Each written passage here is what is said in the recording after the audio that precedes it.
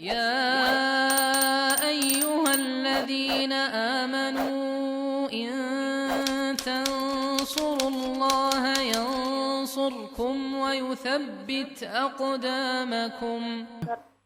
Minta penjelasan tentang kalau secara atau bahasa waro itu apa ya Ustaz? Oh, secara Secara bahasa. bahasa.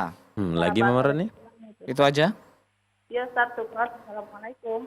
Waalaikumsalam warahmatullahi wabarakatuh. Ya, penjelasan secara bahasa Pak Ustadz. Wara ya. Waro. Apakah artinya di Kalau belakang? wara itu ya, ya sering didefinisikan ulama takwa ya. At-taqwa. Ketakwaan itu apa ya? Menjaga apa namanya?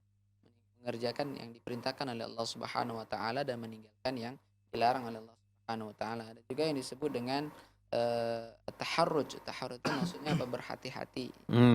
Jadi secara sederhana memang wara itu sikap hati-hati. Hati-hati maksudnya apa? Hati-hati agar tidak terjatuh ke dalam perbuatan yang diharamkan oleh Allah Subhanahu wa taala. Iya. Jadi wara ini juga bagian dari ketakwaan ya. Tadi seperti yang sudah kita sampaikan, wara ini juga memiliki tingkatan ya. Tingkatan yang wajib ya. Ya tentu dengan melaksanakan perintah dan meninggalkan larangan. Oke. Ya, Masya